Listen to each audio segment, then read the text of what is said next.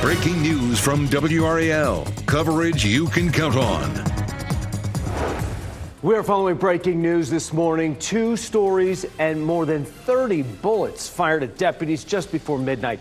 A drive-by shooting as well. Still an active investigation at this hour. Where both of those investigations stand right now.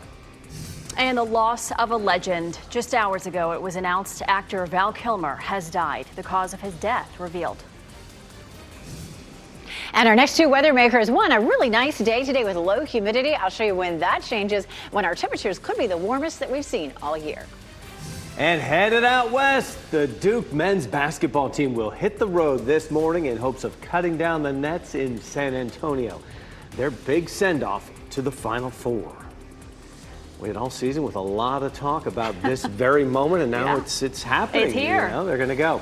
I'm Jeff Hogan. It's great to have you with us here on our Wednesday. And I'm Michelle McConaughey in for Renee Chu. Wednesday morning, halfway through the week. Weather's not too bad outside. It's a little chilly. You need the jacket this morning, but that's going to change later today. Meteorologist Elizabeth Gardner has a beautiful look over North Hills. Yeah, nice out there right now. We do have a little bit of cloud cover as you're heading in, and as we get through the day, those clouds will increase a bit, but we're not going to see much rain, maybe one little sprinkle or 2 later on this evening. 53 is our current temperature. Our wind is out of the east at 7 miles per hour, and it will shift to southeasterly today and continue to warm things up for us. It's a nice cool 46 in Roxborough and 44 in South Hill. Low 50s in Durham and Raleigh, 56 in Fayetteville, and 49 in Goldsboro. Checking our cloud cover forecast, our cloud cover this morning is going to be partly cloudy or so, 40 to 50% of the sky covered. But notice by this afternoon, we're looking at almost 90% of the sky covered with clouds. So we will see those increasing clouds. But again, our chance for rain today is really minimal. It'll be a comfortable 73 for our high temperature later on today. But we're about to see some of the warmest temperatures of the year so far coming up later this week. Back to that breaking news we are following this morning. Deputies have been on the scene of a drive-by shooting since 9:30 last night. This investigation is happening in Youngsville. Officers responded to Burt Winston Road just after 9:30. This is a live look at that scene right now. The WRL breaking news tracker was there as law enforcement had dozens of evidence markers in the road. Youngsville Police and Franklin County Sheriff's Office are investigating this. They say the investigation is still in its early stages. Jeff, 2 hours after that situation began, I want to point your attention to deputies in Vance County. They're looking for a person who they say fired more than 30 shots at deputies. This all started around 11:30 last night, and this is video from that scene. Let me walk you through this. So just after 11:30 last night in Henderson, deputies tried to stop a driver. The driver sped away, and then a chase began. Well, investigators say that chase ended on Foster Road when the driver hit a deputy's vehicle head on. The driver then fired shots at deputies before running away, according to authorities. Now, no one was injured during this, and deputies are still looking for the shooter. We'll keep staying with this story and reaching out to investigators to learn if they have any sort of lead on where this person is. And more breaking news this morning. Movie star Val Kilmer, who played everything from Batman to Doc Holliday, has died. He was 65 years old. In a statement made early this morning, his daughter Mercedes says the actor died from pneumonia. Kilmer's breakout role was in 1986's Top Gun. Some of his other well-known roles included Batman Forever, Tombstone, The Doors, and Heat. His final film role was 2023's Top Gun Maverick, where he resumed his role as Tom Iceman Kaczynski. Kilmer was diagnosed with throat cancer in 2014, but later recovered. NC State says 2 international exchange students had their records terminated by the U.S. government. The school's Office of International Services sent out the message yesterday. It says NC State did not initiate the visa removals and were not told about the changes directly. The school says they found out about the terminations last Tuesday. NC State says both students decided to leave the U.S. after consulting with home country embassies and immigration attorneys. New this morning, NBC News projects liberal Judge Susan Crawford has won the high-profile Wisconsin Supreme Court race. Her win will allow liberals to maintain their narrow majority on the key battleground state's highest court. Elon Musk spent millions of dollars supporting her conservative opponent, Brad Schimmel. Crawford celebrated her win as a victory over big money in politics. And in Florida, Republican candidates won both of the congressional seats that were up in special elections. Randy Fine won the seat that was vacated when Mike Waltz joined the Trump administration as National Security Advisor. Jimmy Patronis won the election to replace Matt Gaetz, who vacated his seat when Trump nominated him for Attorney General. Gaetz later withdrew from that nomination.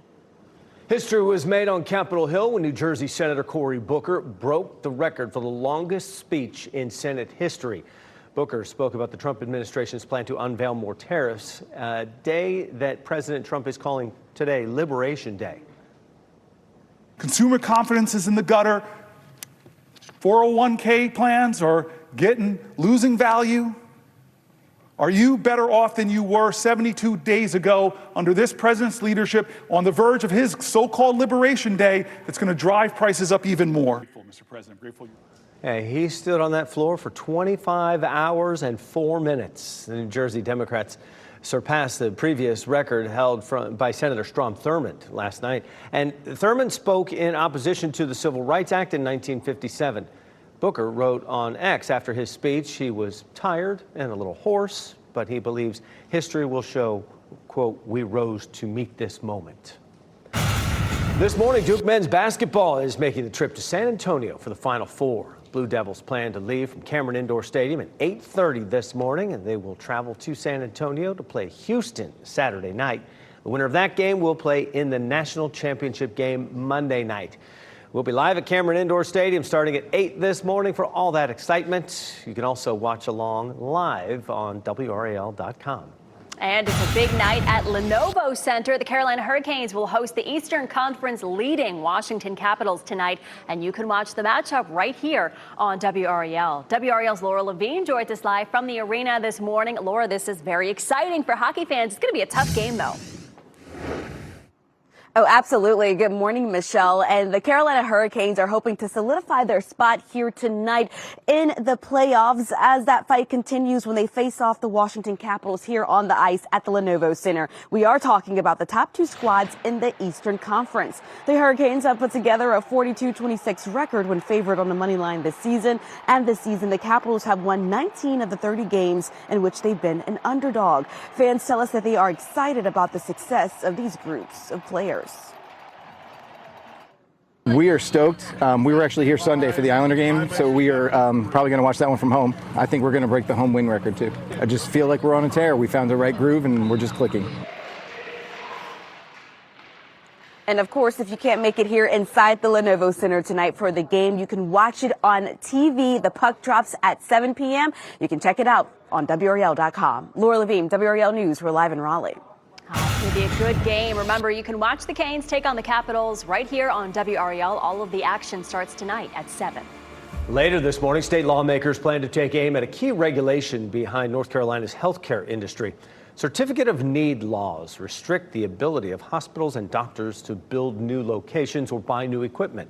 The idea is to keep healthcare costs low by stopping unnecessary spending.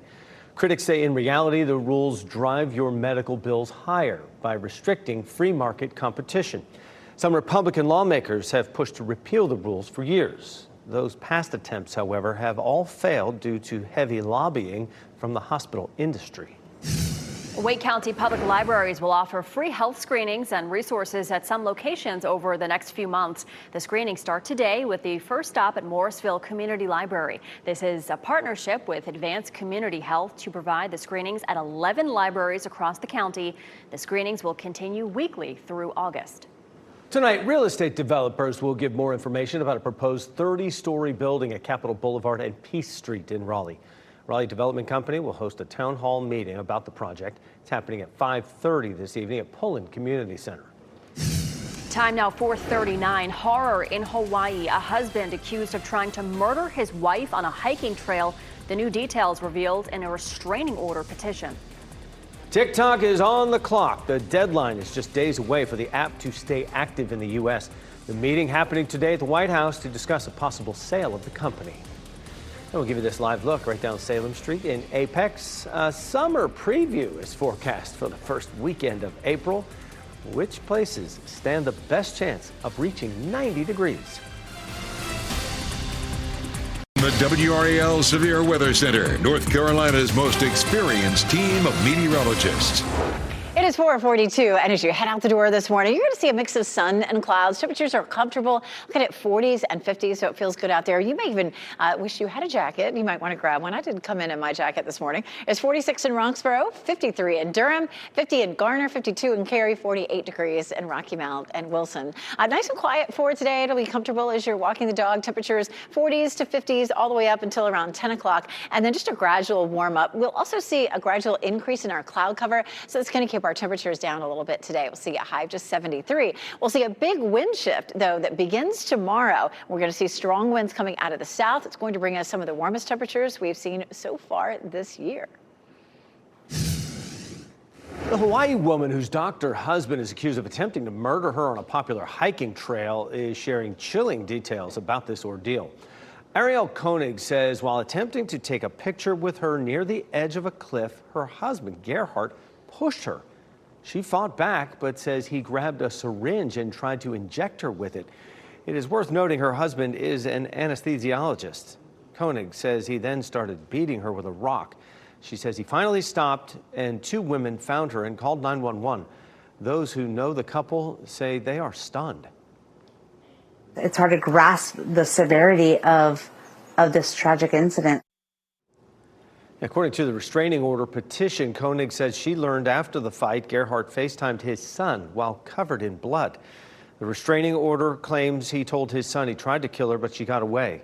Neither Gerhardt's attorney nor his son have responded to the accusations. It's just shocking. Wow.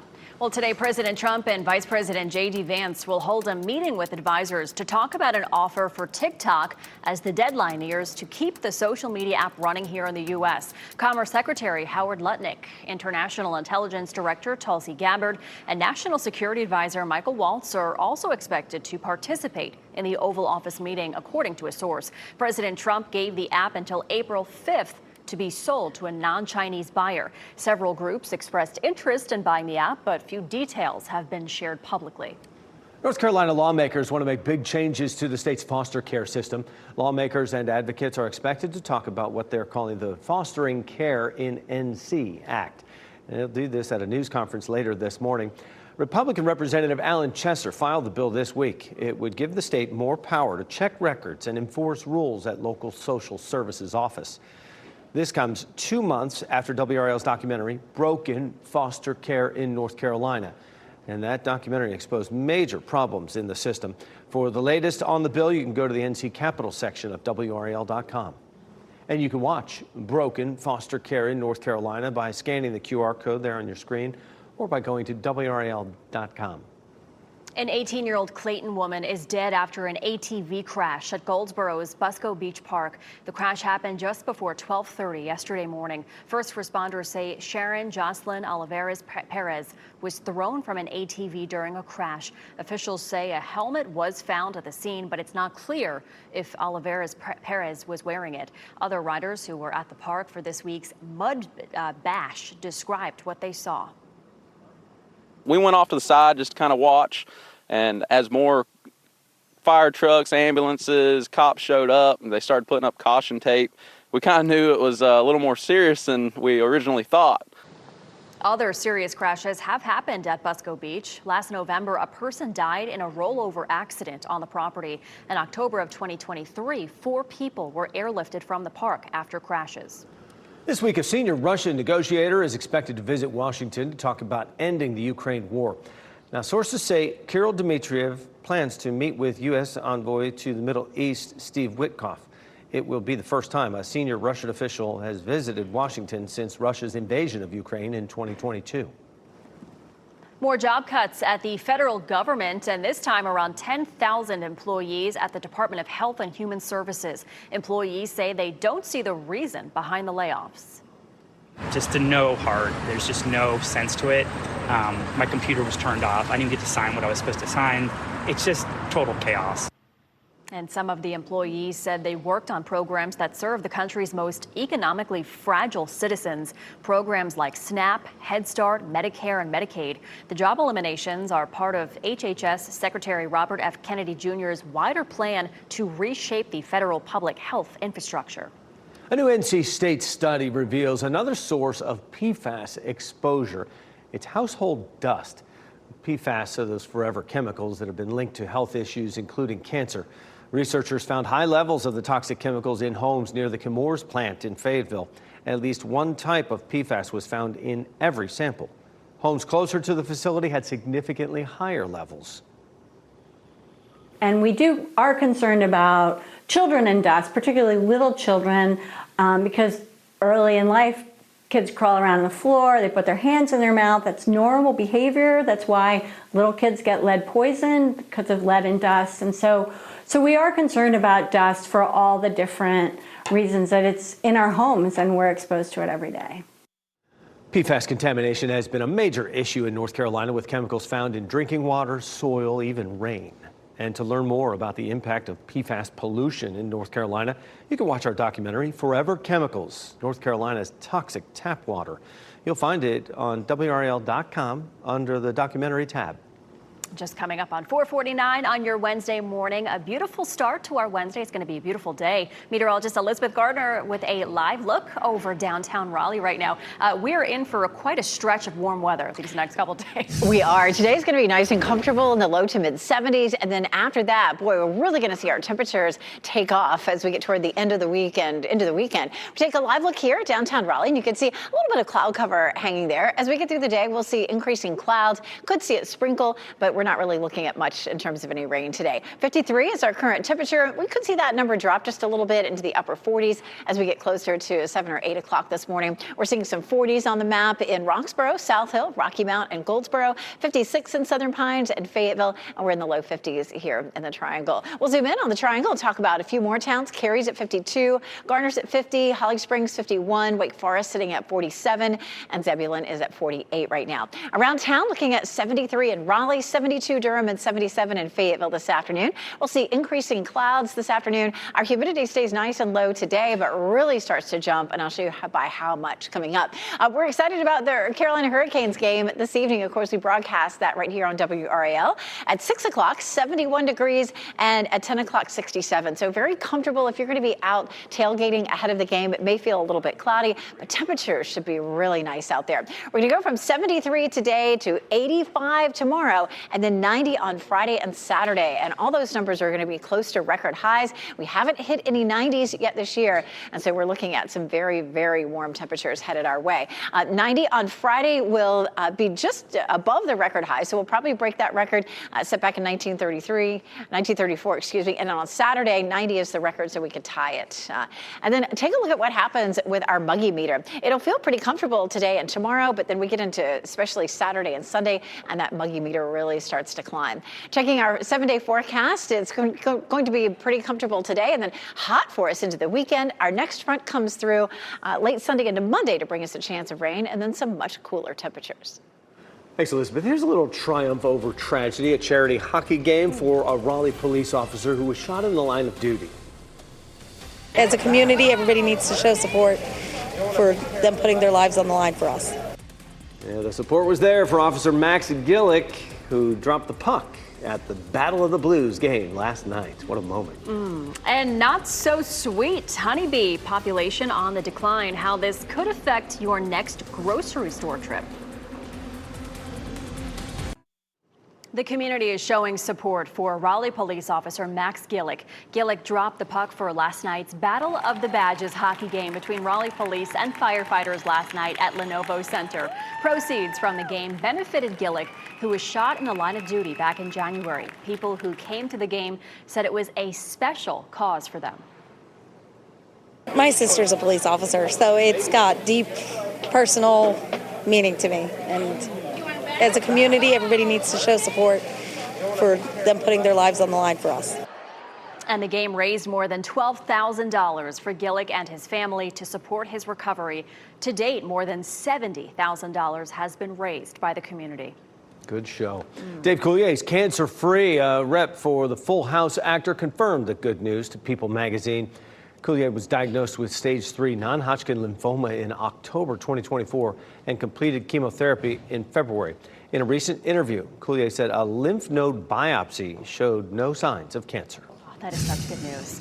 And in Durham County, crews will perform health checks on certain creeks over the next 2 months in an effort to improve water quality. Scientists and engineers will be in areas where untreated stormwater runoff flows to larger bodies of water. They'll work to find new locations for new stormwater control measures, such as ponds, filters, and people who live near Stirrup, Iron, Briar and Lick Creeks in southeast Durham may see the crews wading through the waters. This is happening through the end of May. Beekeepers say honeybee populations across the U.S. are declining at an unprecedented rate, and it could affect your wallet at the grocery store. According to the National Park Service, honeybees pollinate 75% of the world's natural food supplies. They're also responsible for $17 billion in agricultural production in the United States every year. A recent nationwide survey found catastrophic honeybee declines across the industry. Commercial operators reported an average loss of 62% crop pollination from June to February nationwide. An exact reason for the decline has not been found. 4:57 right now, 30 shots fired. A person is on the run now after investigators say they shot at deputies and the area they're searching this morning. And teacher turnover. The update we'll get today on teacher employment after last year's record turnover numbers. And from Batman Forever to Top Gun, how Hollywood is remembering actor Val Kilmer after news overnight of his death.